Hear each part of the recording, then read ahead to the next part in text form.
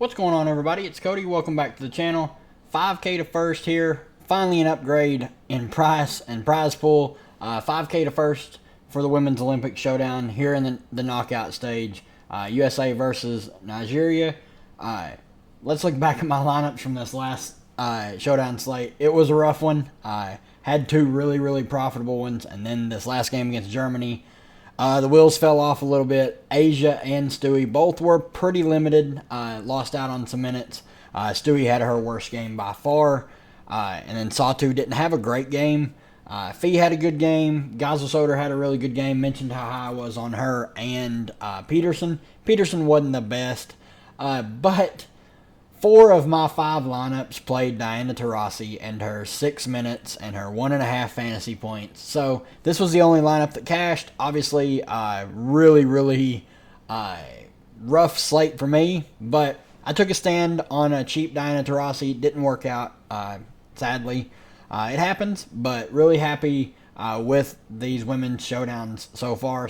And especially happy that we get a 5K to first here. So let's get into it. On the USA side, obviously, nothing needs to be said. Knockout stage, I want to start by saying point difference doesn't matter anymore. So if USA jumps out to a big lead, Asia and Stewie could sit. Like, they could pull the starters. But, I mean, you really can't, react to that. They're the best 2 plays on the slate. If this game was to stay competitive, they should be the highest 2 players on this slate by a pretty fair margin. Asia has just been incredible. Obviously had a really rough game, but only saw 24 minutes. 26 minutes, 53 fantasy points, 34-46, 24-29. So by far her worst game of the Olympics against Germany, but best play on the slate by a lot.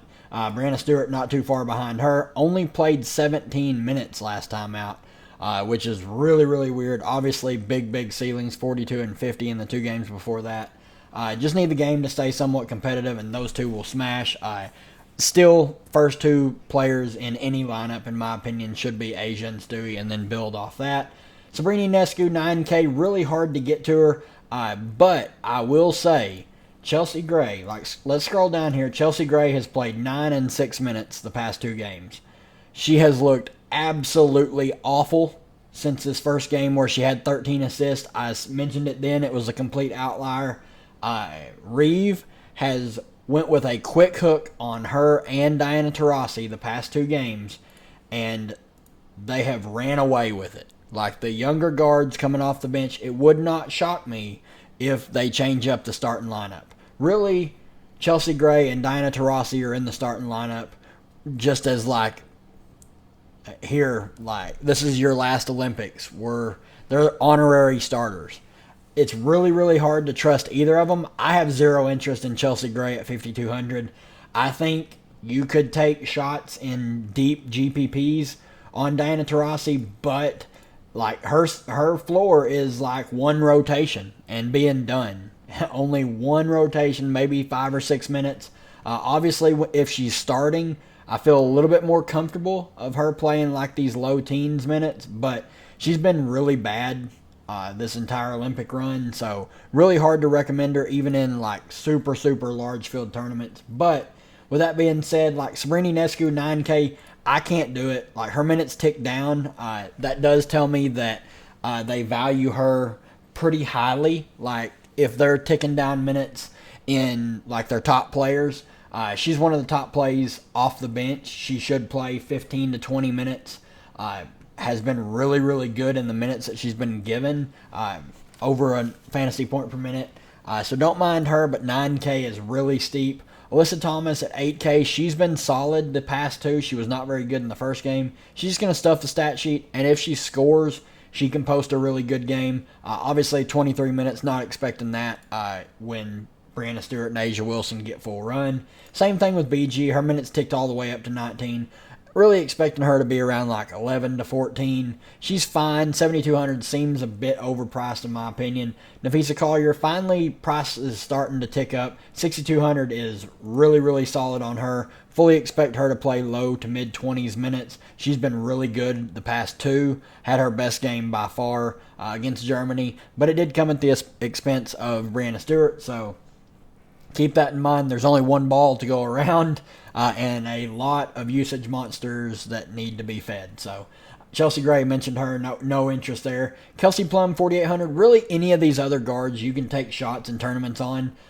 Plum's played 14, 12, and 15 minutes. She should play low teens minutes, get 2 rotations. She's had 2 good games and 1 really bad one, so got to factor that in going forward. Jewel Lloyd, she had a bad game, a good game, and a bad game.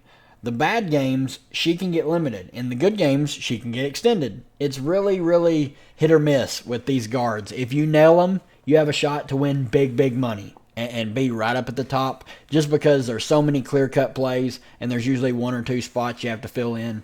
If you think Joel Lloyd goes out and shoots the ball well, you should play her at 4,200 because she's going to get extended and she's probably going to find the optimal.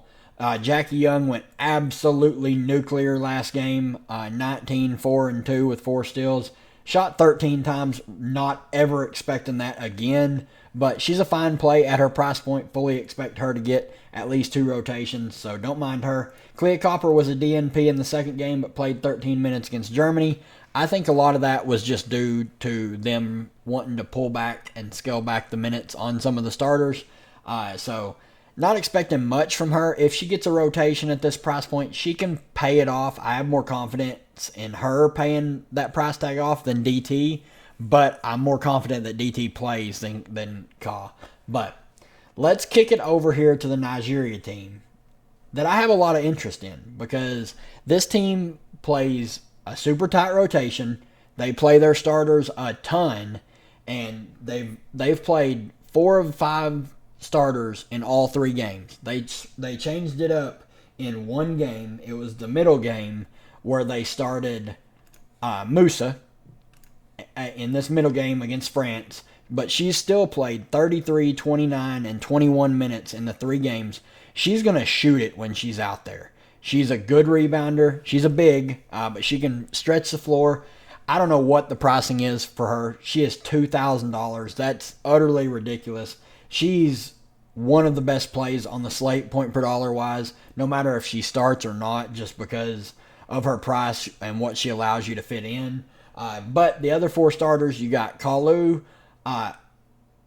Amukamara. She is the one. She started 2 games, and then they started Musa in the other one. So keep an eye out on who starts this game. They may need the size of Musa, but Amukamara stuffs the stat sheet. She is a fantastic play. She's had a 40 bomb, a 30 bomb, and in this game where she scored 12.5, she shot 2 of 6 and really didn't pitch in the peripherals that much. I mean, 7, still a good peripheral day, but that is the game that she did not start. So the 2 games that she started, she played 34 minutes, shot 2 of 12, and still put up 41 fantasy points. 14, 6, and 9 with 4 steals. Like, that's a fantastic day. Then 6 of 16 this last time out. 12, 1, and 6 with 5 steals. Obviously, the steal numbers are really inflated. Not expecting her to keep that up, but she can still post a good game. She is overpriced, though, in my opinion, if she does not start. So definitely keep an eye out for that. If she doesn't start, it is a little bit of a knock to her, but I think she's going to come in pretty low owned just because of her price. Balogun is a starter. She started all 3 games. She's playing big minutes, 35, 30, 31, 4 of 10, 1 of 10, 6 of 10. She takes consistent shots. She's been good in 2 games and really bad in 1. You're going to see that a lot in a lot of these players. I definitely don't want to miss Kalu here at the top. She's their best player. She's taken 10 shots, 12 shots, and 12 shots. She's a lot more efficient. She'll shoot the 3 ball. She's their point guard. She has the ball in her hands. She's going to get to the free throw line. She's going to pitch in some peripheral stats. And she's their best scorer. 19, 18, and 21 real life points. Walking 30 bomb with the potential to really pop off for a big game. Should play low to mid 30s minutes as well. Okonkwo is their captain. She is their old head, I guess you could say. 5,600 is a really solid price on her. Obviously, she did not play 260 minutes against Australia. She just played 26. Then she played 34 and 28. She's had consistent minutes, but not been as effective as I thought she would be before the Olympics started. But she's had good games, and at this price point, I think you can go to her.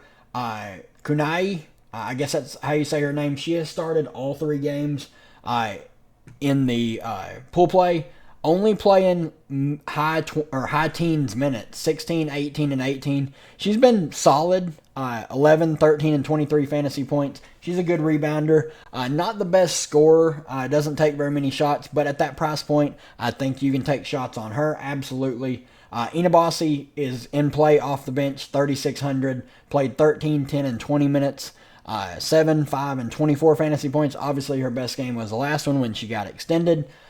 If Kunai, Okonkwo, or Musa was to get in foul trouble, you would see Inabasi get extended, and that's really all there is to like on this team. I mean, you're going to have, the starters are going to be Kalu, Balogun, Okonkwo, Kunai, and then one of Musa or Amukamara. And then whoever doesn't start is going to play quite a bit between those two, between Musa or Amukamara. And then you got Inabasi. And that's really it. Everyone else just doesn't get enough run. But they run their starters a lot. As you guys saw, most of them, like 3 or 4, are going to play low to mid 30s minutes. It's a lot like the Germany situation where, for the most part, like, you want to have exposure to this Nigeria team just because of the minutes that they're guaranteed to play.